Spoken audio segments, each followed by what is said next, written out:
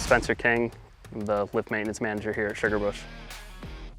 So the Heaven's Gate chairlift project is an upgrade from the existing triple that we had here. We are upgrading to a 4-seater fixed grip chair with a loading conveyor. We decided to make the upgrade due to the wind and the age of the old chairlift. So the new chair will have slatted seat backs, and it'll be more effective at powering through the wind up top compared to the old one with heavier chairs and reduced chair numbers online while maintaining the same capacity to get people up the hill.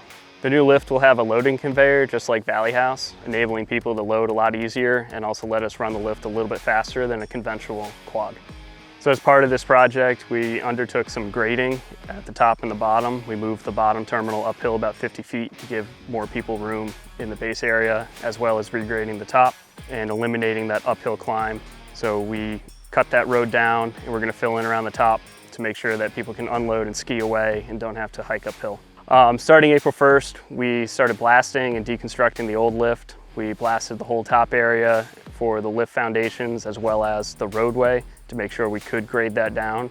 One of the biggest challenges we faced was the Bicknell thrush. It's an endangered bird that nests at the top of the mountain, and there are a lot of restrictions regarding what you can and can't do while they nest and breed.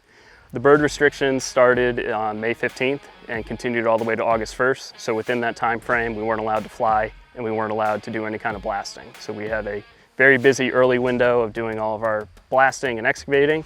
And then we used the time that we couldn't do any of the blasting to form and pour all of the towers. And then we started flying after August 1st to make sure that we met the bird restrictions. So there were a number of challenges with this lift. Given the steep terrain, we had to do a lot of extra site work in order to make sure it was ready, including winching down the line and blasting. It's mostly ledge up top there, so we weren't able to just dig normal holes and excavate. And we wanted to make sure we had all that stuff done and ready for when Doppelmayr got here to start putting in the new foundations for the new lift.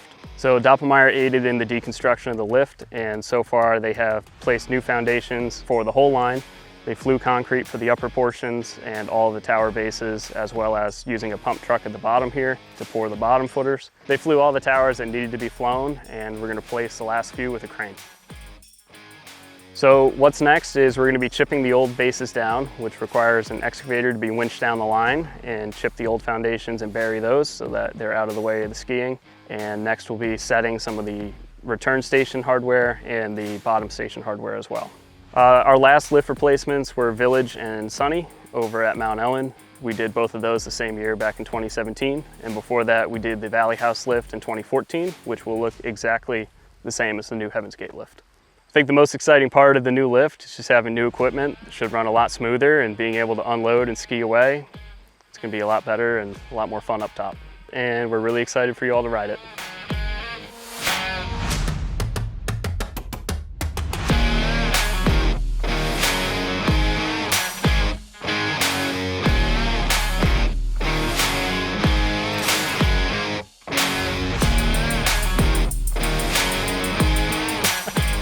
There's that laugh, yeah.